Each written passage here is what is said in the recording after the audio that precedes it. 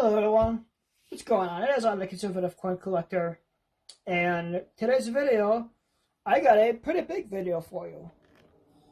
Oh, I have for you the history of, well, it comes in many names. The Federal Reserve Note, dollar bill, what was it called? Silver certificate, that's what it was. But it always wasn't backed in silver and gold, and it should be again, but that's beside the point. Today's video is going to be the history on the complete, well, I don't know if it's going to be complete, but I think that's what I'll title it, a complete history of the dollar bill. I'm definitely going to cover a lot, and it's going to be a lot of brief covering of a lot of things. If you think I missed something, or if you want to see me cover something a little more in depth, I will do that. You just gotta let me know down below. I'll also leave a link to the website I used, so if you want to dig deeper yourself, I say go for it. With that being said, I'm the Conservative Coin Collector. You know what to do, like, comment, subscribe, and share, and well, on to the video. Our journey starts all the way back in the year 1690. It starts with colonial notes. Paper currency in the United States is born, issued by the Massachusetts Bay Colony to fund the military expeditions. Other colonies take up the practice of issuing paper notes themselves. We're going to skip ahead 49 years to 1739. Benjamin Franklin takes on counterfeiting. How he does this is he uses his Philadelphia printing firm to produce colonial notes with nature prints. These unique raised patterns are cast from actual leaves, and this process adds an innovative effect to counterfeit deterrent to notes. He wanted to deter counterfeiters because as long as there have been notes and coins, there have been people who want to counterfeit them. Big surprise there. Now I'm going to skip ahead another 36 years to 1775. We're going to talk about continental currency. The phrase "not worth a continental" is coined after the Continental Congress issued paper currency to finance the Revolutionary War.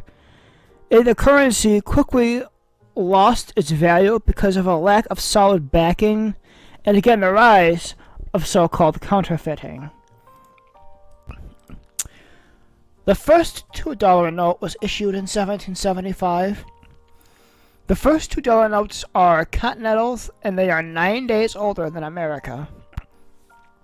On June 25th, 1775, the Continental Congress authorizes issuance of the $2 denomination in bills of credit for the defense of America. We're going to move ahead 10 years to the adoption of the dollar sign. The United States officially adopts the dollar sign in 1785. The symbol evolves from the Spanish-American figure for pesos. From colonial to modern times, the United States has had several types of banknotes with unique purposes, like paying taxes, earning interest on investments, and/or buying goods. The first Bank of the United States was launched in 1791. Alexander Hamilton establishes the Bank of the United States to create a system of credit for the government. The bank is used in the first of several in the country to issue private currencies, facilitating borrowing and lending. You know, essentially what the banks like to do today. Moving to 1792, April 2nd, 1792 to be exact, Congress establishes the coinage system of the United States by passing the Mint Act, and the U.S. adopts the decimal system for currency. We're going to move forward to the 1800s. And in 1813, President James Madison is the first president to be featured on any currency. His portrait features multiple series of the $5,000 Treasury bearer notes. These large value notes were originally redeemable for gold. The note back features George Washington resigning his commission. Yeah, that is true. George Washington could have gone on for a third, fourth, fifth, sixth term, but because they were moving away from tyranny and royalty, he didn't want that. Moving to 1861, in order to finance the Civil War, Congress authorizes the U.S. Department of Treasury to issue non-interest-bearing demand notes. Those notes earn the nickname greenbacks because of the green ink on the back. All U.S. currency issued since 1861 remains valid and redeemable at full face value. Wow. Still being, in 1861, we have the first $10 notes issued by the federal government, also known as demand notes. These notes feature President Abraham Lincoln's portrait, and they have some patterns, the fine line engraving, and the intricate geometric lathe. Those were the patterns. Each demand note was immediately redeemable in gold or silver upon demand at 7 specific banks around the nation. The Treasury issued demand notes in 1861 and 1862. Moving forward to 1862, that is when the Treasury seal first appears on currency during the Civil War. While the color and style of the seal changes over the years, the internal seal remains essentially the same to the modern day, with a key, scales, and stars. With having not moved forward yet, we are still in the year 1862, and the United States Treasury demanded notes. Congress authorized a new class of currency known as United States notes or legal tender notes. These notes replaced demand notes, and they continued to circulate until 1971. Similar to the demand notes, they are also nicknamed greenbacks, probably because, you guessed it, they are green. Secretary Salmon P. Chase. The Treasury seal first appears on currency during the Civil War, and the federal government issues the first $1 legal tender notes. These bank notes portray a portrait of the Secretary of Treasury, you guessed it, Salmon P. Chase, named after a fish that is awesome on the grill, on bagels, and just a little dill on top. By 1862, the demand notes incorporate fine line engraving and the intricate geometric lathe work patterns, and the U.S. Department of Treasury seal they all were engraved, and they had signatures to aid in counterfeit deterrence. To this day, the U.S. currency continues to use all of these features. It's all features that try to deter counterfeiters. But counterfeiters are still out there. In 1863, Congress creates the OCC, a National Security Bureau, to handle the newly created national banknotes. 1863 again, it's a big year. American money has depicted liberty and justice as allegorical figures on interest-bearing notes of 1863. Justice can be seen holding her scales as she appears on the right side of the $50 bill from 1880 while holding a sword and a shield. I like this design of money. There should be a design of money to look like this again. Back when it had art and it wasn't just boring, bland, nothing. Congress establishes a national banking system, and you guessed it, 1863. And it authorizes the U.S. Department of the Treasury to oversee the issuance of national banknotes. This system sets federal guidelines for chartering and regulating national banks, and authorizes those banks to issue national currency secured by the purchase of United States bonds. In 1865, the United States Secret Service was established, and its original use was to deter counterfeiters whose activities diminish the public's confidence in our nation's currency, versus the use of it today is to protect the life of the president.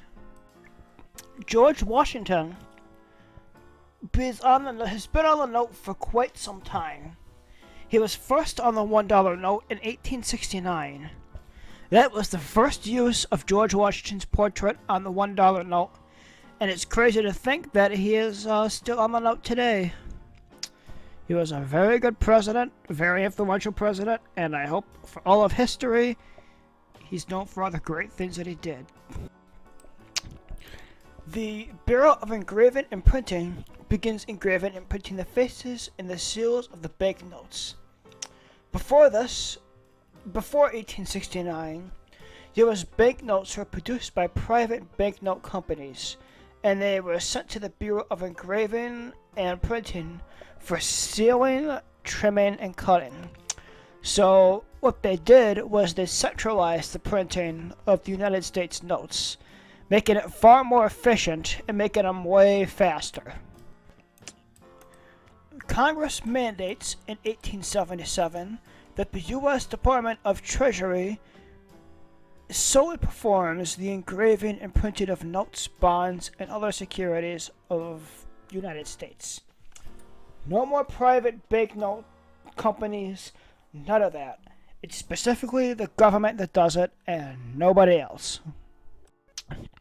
Silver certificates.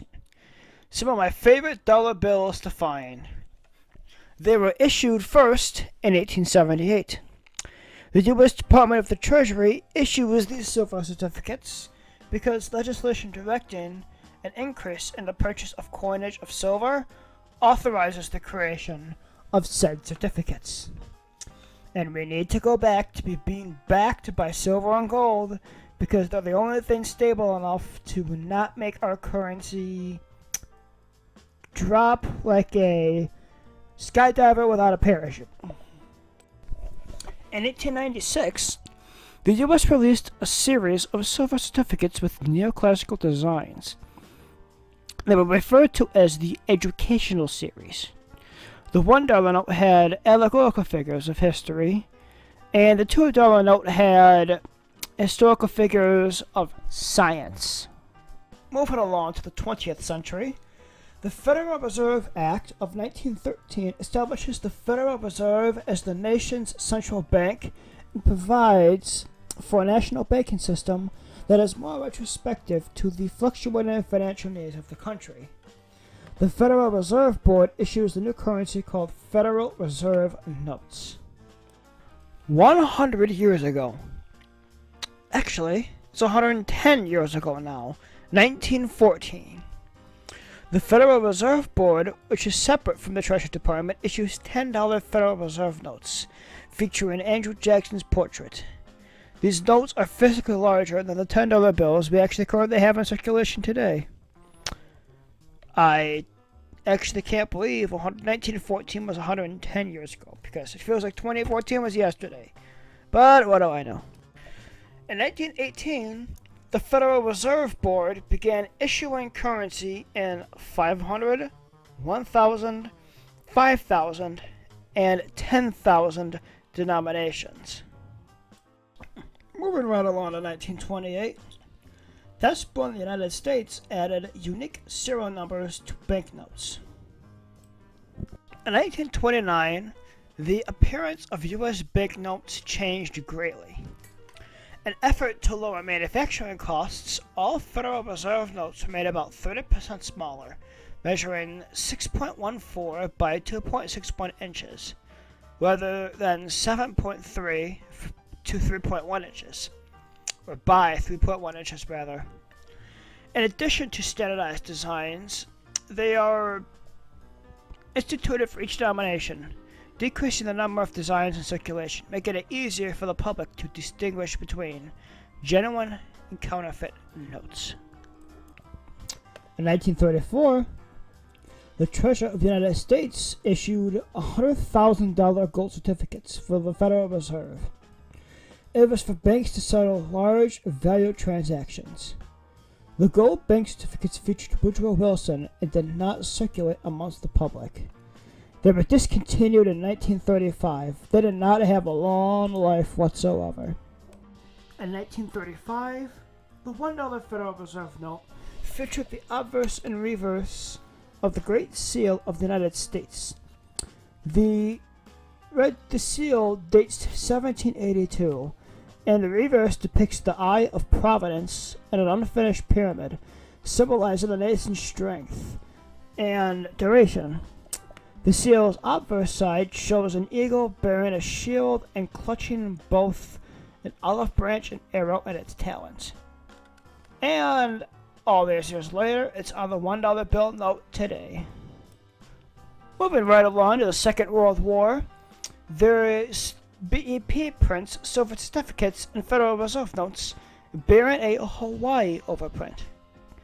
These items only circulate in Hawaii, and the brown seals and serial numbers differentiate from the other certificates. They are easily identifiable and can be declared valueless if Hawaii was overrun by enemy forces. Luckily, it's not, and it's still part of America today. In 1943, the BEP prints Allied military currency for the use of Allied invasion forces in Italy. The AMC, or Allied military currency, helped prevent inflation after Allied forces landed in Sicily. Soldiers used similar AMC in Australia, Germany, France, and what I have a picture of is the ones used in Japan. Following a 1955 law requiring "in God we trust" on all currency, the motto first appears on the series 1957 $1 silver certificates, and again on the 1963 Federal Reserve notes. And on that same page, a couple of things happened in 1963. Congress prohibits the redemption of currency for gold, and the first ATM, automated teller machines, or ATMs, appear in New York City. They allow bank customers to retrieve cash from their accounts without needing to visit the bank. I've used myself an ATM, and they come in handy. The last thing I'm going to cover, it's not the last thing on the website here, but it's the last thing that is interesting enough to cover. It is the discontinuation of the large banknotes. The large denominations that were discontinued on July 14th, 1969 were the denominations of $500, $1,000, $5,000, and $10,000 bills. Now, they were issued until 1969, but there had not been any printed since 1945, due to lack of use and also to fight counterfeiting as well.